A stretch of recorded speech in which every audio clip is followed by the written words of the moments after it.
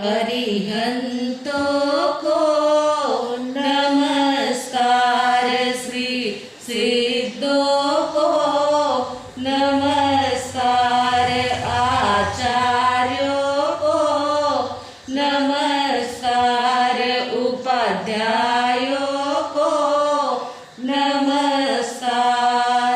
जग में जितने साधु गण हैं, जग में जितने साधु गण हैं, मैं उनको वंदू बार बार, मैं उनको वंदू बार बार।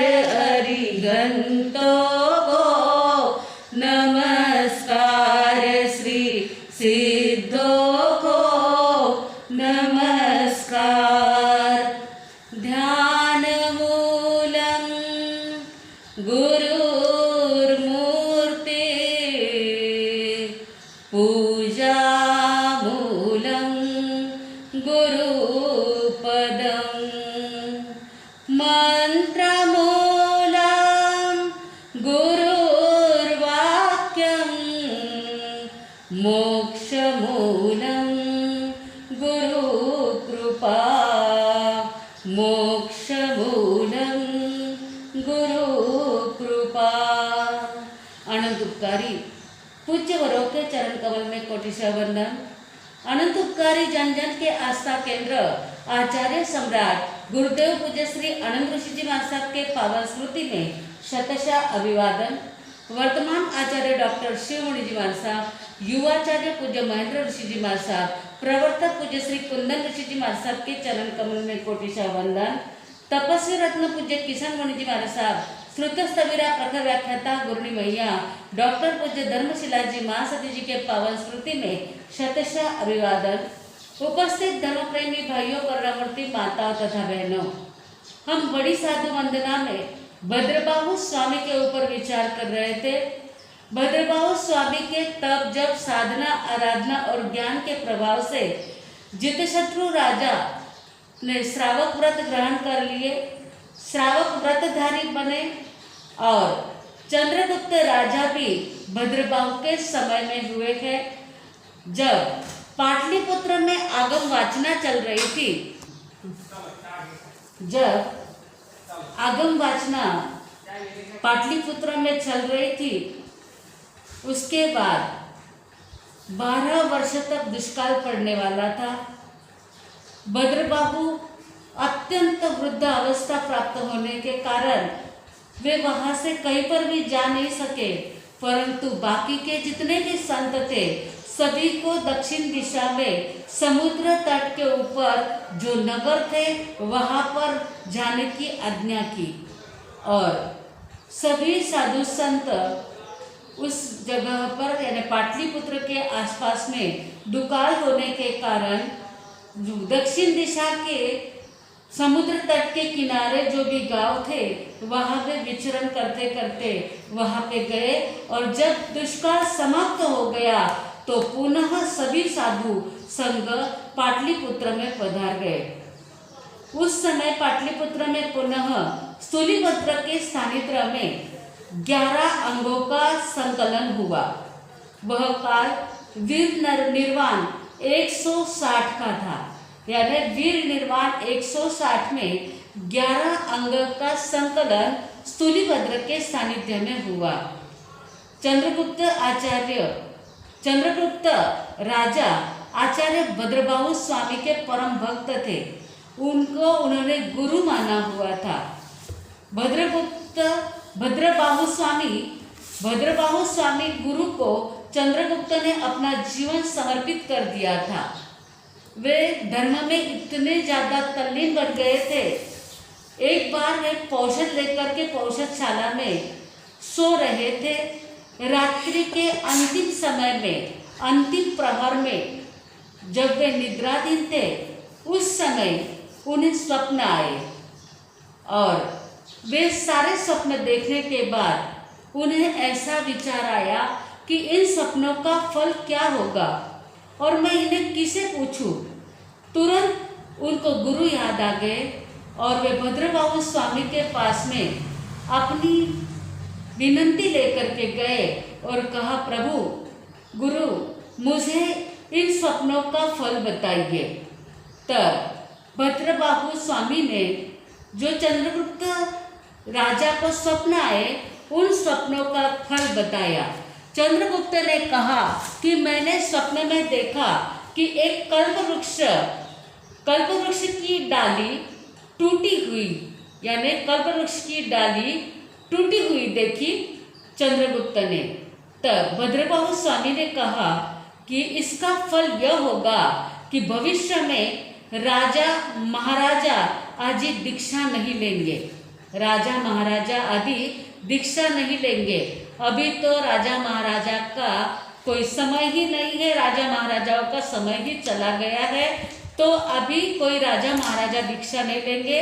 यानी पंचम काल में पांचवें आर्य में क्या क्या होगा उसका इन स्वप्नों के फल के द्वारा भद्रबाहु स्वामी ने पूरा बता दिया।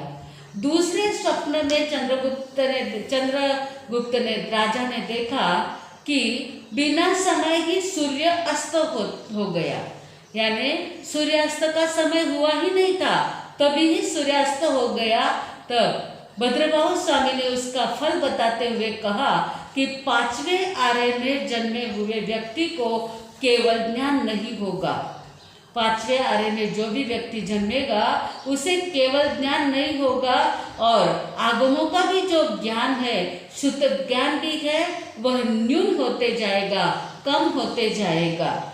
आज हम देख रहे हैं कोई भी केवल ज्ञानी न होने के कारण किसी की भी शंका का समाधान नहीं होता है। बहुत सारे लोग अपने आप को ज्ञानी बताते गए, परंतु भगवान ने ही कह दिया है कि इस पांचवें आर्य में किसी को भी केवल ज्ञान होगा ही नहीं।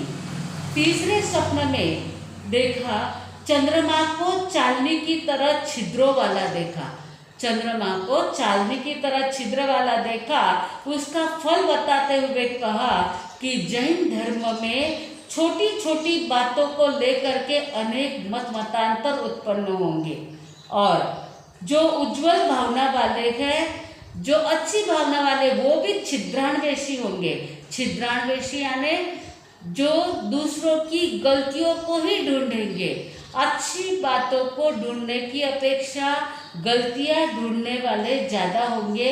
ये आज सब हम प्रत्यक्ष देख रहे हैं। चौथे स्वप्न ने चंद्रगुप्त राजा ने देखा कि भूतों को नाचते हुए देखा, भूत नाचते हुए देखा।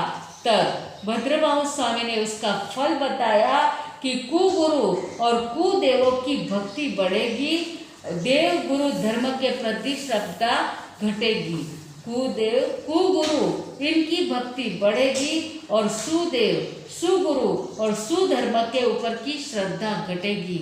आज चारों ओर मिथ्यात्व छाया हुआ है, सच्चा ज्ञान प्राप्त करने की किसी भी पड़ी नहीं है। आज चमत्कार को नमस्कार चाहते हैं, परंतु संकित घटते जा रहा है। इस प्रकार चंद्रगुप्त के स्वप्न के द्वारा फल बताया गया।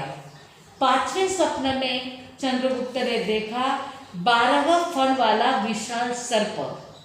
उसका फल बताते हुए कहा आने वाले समय में 12 वर्ष दुष्काल पड़ेगा, और इसीलिए भद्रबाहु स्वामी ने सभी को भेज दिया था, दूसरे समुद्र तट के ऊपर सभी संतों को भेज दिया था। इस प्रकार उसका फल बताया। छठे स्वप्न में देखा देव विमान का बीच रास्ते में ही वापस आ जाना, यानी देव विमान बीच रास्ते में से ही वापस आ जाता है। उसका फल यानी गंतव्य स्थान पर न पहुंचते हुए रिटर्न में वह वापस आ जाता है। उसका फल बताते हुए भद्रबाहु स्वामी ने कहा कि जंगाचरण विद्याचरण यानी जो विद्याएं है वे लब्धियां है, वे सारी लब्धियों का विच्छेद हो जाएगा। आज भले ही कोई चमत्कार बता दे, परंतु उस चमत्कार में कोई भला नहीं होता है। ये सारी विद्याएं तो लुप्त हो चुकी है। सातवें स्वप्न में देखा उकरडे पर कमल खिलता हुआ। उकरडा यानी कचरा कुंडी, कचरा कुंडी के ऊपर कमल खिलता हुआ देखा, तब उसका फल बताते हुए कहा कि निम्न कुल वालों में धार्मिक भावना विशेष रहेगी।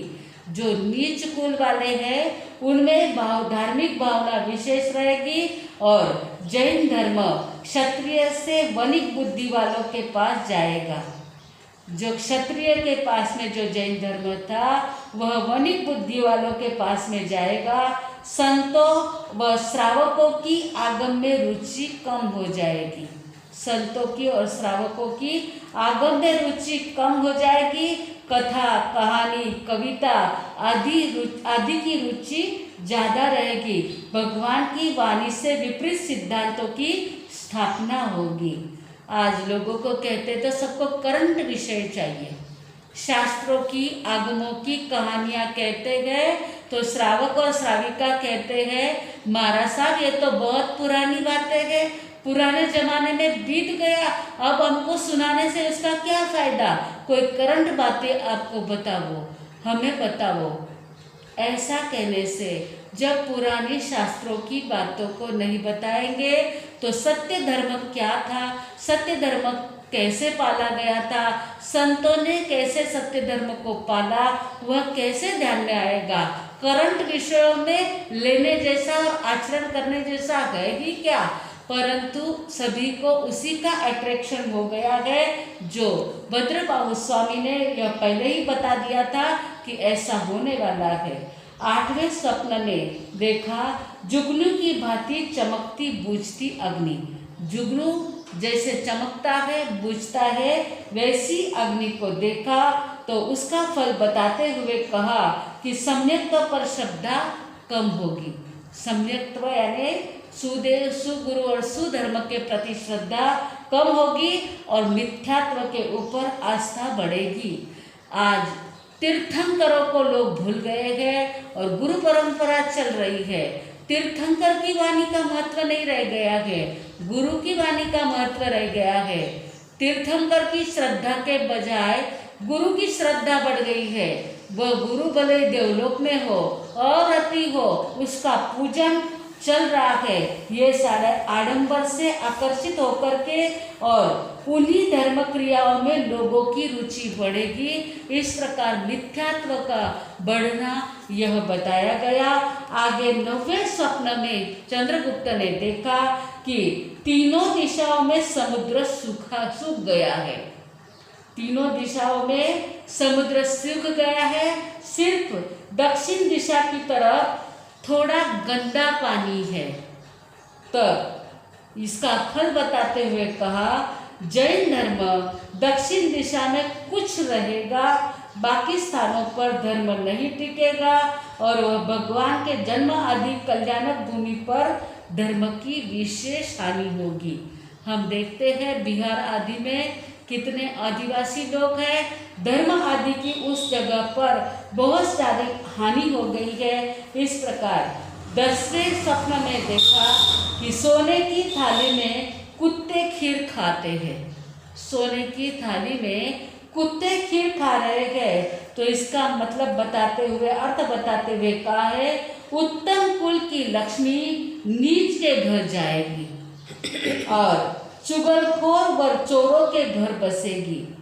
जो आज अनीति से धन कमाते हैं वे पैसे वाले बनते जा रहे हैं और जो नीति से धन कमाते हैं वो बेचारे सामान्य रह गए हैं।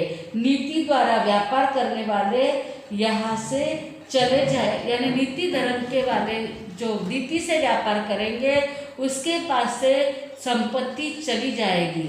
संपत्ति भले ही चली जाए लेकिन श्रद्धा नहीं जानी चाहिए, क्योंकि कर्मों का फल आज नहीं तो कल तो मिलने ही वाला है। इसलिए ध्यान रखें, नीतिवत्ता को नहीं छोड़ना चाहिए। 11वें स्वप्न में देखा हाथी पर बंदर को बैठा हुआ, तब उसका फल बताते हुए कहा कि उत्तम कुल के मनुष्य नीच कुल के लोगों को नमस्कार करेंगे।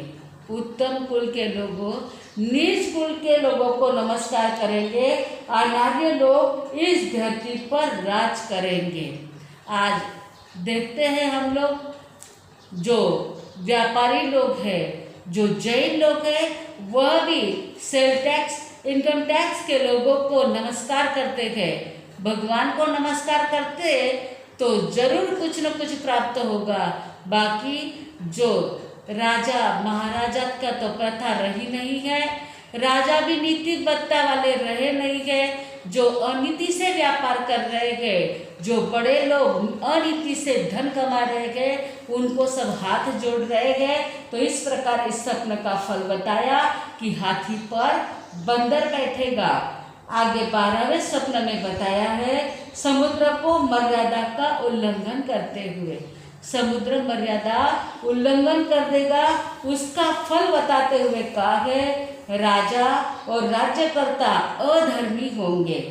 संतानों, माता पिता, दादा दादी आदि का कहना नहीं मानेंगे। दिन भर मोबाइल लेके बैठ जाएंगे, दादा दादी का कहना कैसे मानेंगे, माता पिता का कहना कैसे मानेंगे, शिष्य गुरु का कहना नहीं मानेंगे और विनय भाव कम हो जाएगा, ईर्ष्या द्वेष बढ़ जाएगा, संतानें खोटे काम करेगी, वह शिष्य क्रिया नहीं पालेंगे, लोग विश्वासघाती बन जाएंगे, साधु साध्वी जिनाज्ञा के विरुद्ध आचरण करेंगे, शिष्य गुरु को कैसे नीचा दिखाना, कैसे अपमानित करना, कैसे उनको क्लेश पहुंचाना, उसी उधेड़-बुन में रहेंगे और गलियों में आवारा फिरेंगे।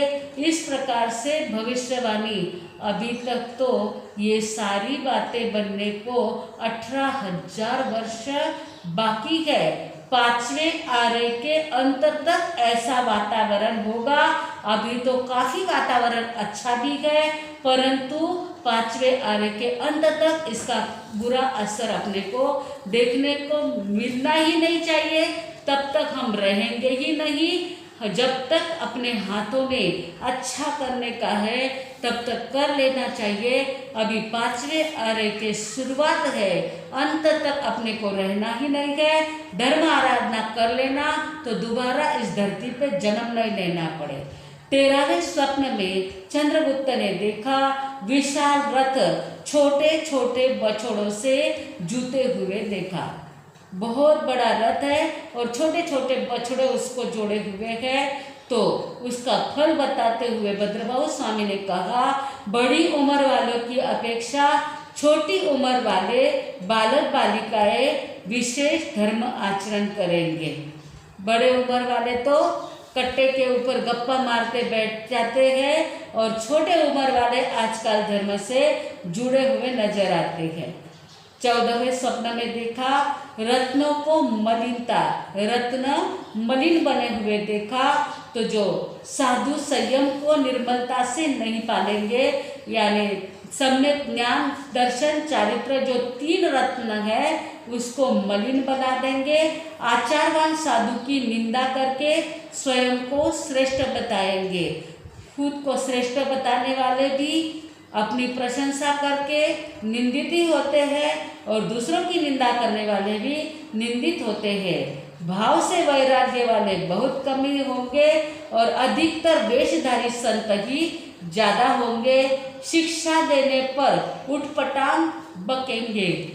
यदि सच्ची शिक्षा किसी को दी तो उसको वे धारण नहीं करेंगे, उठपटांग बातें करेंगे। 15वें स्वप्न में उन्होंने देखा राजपुत्रों को पाड़े पर सवारी करते हुए। राजपुत्र पाड़े के ऊपर सवारी करेंगे तो राजा मिथ्यात्वी होंगे, सत्य धर्म का पालन नहीं करेंगे। और 16वें स्वप्न में देखा बिना महावतों के हाथियों को परस्पर लड़ते हुए देखा। तो इसमें इसका फल बताते हुए कहा साधु परस्पर क्लेश करेंगे, समय पर वर्षा नहीं होगी, अन्न पानी की कमी रहेगी और बार बार अकाल पड़ेगा। इस प्रकार से सारा 16 स्वप्नों का वृत्तांत भद्रबाहु स्वामी ने बताया। जब इन स्वप्नों का अनिष्ट फल चंद्रगुप्त राजा ने सुना तो वे इस संसार से विरक्त हो गए और अपना पुत्र जो बिंदुसार था उसको राजगादी पे बैठा करके उसका राज्य अभिषेक कर देते हैं और स्वयं दीक्षा ले लेते हैं। भद्रबाहु स्वामी के पास में उन्हें गुरु मान करके उनके पास दीक्षा ले लेते हैं। और दक्षिण दिशा में कर्नाटक की ओर वे धर्म प्रचार करते हैं। आज भी दक्षिण दिशा में चंद्रगुप्त राजा का ज़्यादा मान है। इस प्रकार से वीर निर्वाण 148वें वर्ष में 5वें पट्टदर यशोभद्र स्वामी का देवलोक गमन हुआ, स्वर्गवास हुआ। उसके बाद में संभूति विजय आचार्य बने, साथ साथ में भद्रबाहु स्वामी वाचना आचार्य बने। और 156 वीर निर्वाण 156 में जब संभूति विजय जी का स्वर्ग गमन हुआ तब भद्रबाहु स्वामी आचार्य बने। और भद्रबाहु स्वामी आचार्य बनने के बाद भद्रबाहु स्वामी आचार्य बने। वे 156 वीर निर्वाण 156 से 170 तक आचार्य पद पर रहे। 14 वर्ष तक उनका आचार्य पद रहा। उन्होंने दशाश्रुत स्कंद, बृहत कल्प, व्यवहार सूत्र और निषि सूत्र तथा कल्प सूत्र की रचना की। महावीर भगवान के शासनकाल के आप अंतिम चतुर्दश पूर्वधारी रखे। उनके बाद में चतुर्दश पूर्वधारी कोई नहीं बने। उन्होंने 10 पूर्व तक का ज्ञान शूलिभद्र को सिखाया। और भद्रबाहु संहिता तथा 1.25 लाख पद वाले वसुदेव चरित्र भी भद्रबाहु स्वामी ने लिखा। 1.25 लाख पद वाला वसुदेव चरित्र भी भद्रबाहु स्वामी ने लिखा। वसुदेव चरित्र नामक ग्रंथ का निर्माण उनके हाथों से हुआ। और लेकिन आज वे ग्रंथ उपलब्ध नहीं है। शूलिभद्र को कुछ कम 10 पूर्व का अर्थ सहित ज्ञान सिखाया और बाकी के जो 4 पूर्व थे उसकी वाचना दे करके ज्ञान को नष्ट होने से उन्होंने बचा दिया। 170 में जब भद्रबाहु स्वामी देवलोक गमन को प्राप्त हो गए तो उनके पाठ के ऊपर शूलिभद्र को प्रतिष्ठित किया गया। 76 यानी 76 वर्ष की आयु में 31 वर्ष का दीक्षा पालन करके भद्रबाहु स्वामी स्वर्गगमन हो गए यानी देवलोक हो गए। इस प्रकार से भद्रबाहु स्वामी का जीवन चरित्र, संभूति विजय जी आदि का इसमें थोड़े थोड़े शब्दों में वर्णन आ गया है। तो इस प्रकार भगवान महावीर स्वामी के शासनकाल में अंतिम चतुर्दश पूर्वधारी भद्रबाहु स्वामी के बाद में यानी केवल ज्ञान केवल दर्शन तो विच्छेद ही हो गया था। 5वें आर्य में जन्मने वाले का केवल ज्ञान केवल दर्शन उन्हें होता ही नहीं है। ये सारी बातों को ध्यान में लेकर के जीवन में ज़्यादा से ज़्यादा धर्म को उतारेंगे तो 5वें आर्य के अंतिम समय में जो भयानक काल आने वाला है और 6ठे आर्य में तो उससे भी भयानक काल आएगा, उस समय में जन्म ना लेना पड़े इसके लिए ज़्यादा से ज़्यादा साधना आराधना करते रहेंगे तो आत्मा का कल्याण होगा। अभी चातुर्मास आ रहा है। 19 तारीख को चातुर्मास प्रवेश होने के कारण 18 और 19 2 दिन तक अभी प्रवचन नहीं होगा। उसके बाद में 20 तारीख को अवसर होगा तो पुनः प्रवचन की श्रृंखला चालू रहेगी। बोलो भगवान महावीर स्वामी की जय। आज के प्रश्न, पहला प्रश्न है चंद्रगुप्त राजा के गुरु कौन थे? चंद्रगुप्त राजा के गुरु कौन थे? दूसरा प्रश्न है यशोभद्र आचार्य कब देवलोक हुए? यशोभद्र आचार्य कब देवलोक हुए? यह दूसरा प्रश्न। तीसरा प्रश्न है वसुदेव चरित्र की रचना किसने की? वसुदेव चरित्र की रचना किसने की? यह तीसरा प्रश्न है। अपने नोटबुक में सवाल जवाब दोनों लिख लेने हैं। आज के सामूहिक पचकान, भोजन के पहले 5 नवकार मंत्र गिनना, भूल जाओ तो दिन भर में 11 नवकार मंत्र कभी भी गिन लेना। और आज 17वें श्री कुंथुनाथाय नमः की भी माला फेरना। बड़े महाराज साहब अभी आपको पचकान देंगे, उसके बाद मंगल पाठ। भोजन के पहले 5 नवकार मंत्र गिनना और धारणा प्रमाणे उपयोग सहित पचकान ओसरे और माला 17वें श्री कुंथुनाथाय नमः की माला फेरना। धारणा प्रमाणे उपयोग सहित पचकान ओसरे। अभी आषाढ़ी एकादशी आती है। आषाढ़ी एकादशी के दिन काफ़ी जैन लोग भी एकादशी करते हैं, परंतु उपवास अपना एकादशना करो तो ज़्यादा बढ़िया रहेगा। नहीं कर पाते हैं तो कम से कम उस दिन जमीन कंद नहीं खाना, बटाटा रताड़ा आदि जमीन कंद नहीं खाना, इतना ध्यान रख लेना। धारणा प्रमाणे पचकान तो नहीं देती हूँ, लेकिन आप उसका ध्यान रखना। मंगल पाठ गुरुदेव गुरुजी जी महाराज साहब की आज्ञा से चतारी मंगलम, हरियंता मंगलम, सिद्धा मंगलम, साहू मंगलम, केवली फणत्तो धम्म मंगलम। चतारी लोगुत्मा, हरियंता लोगुत्मा, सिद्धा लोगुत्मा, साहू लोगुत्मा, केवली फणत्तो धम्म लोगुत्मो।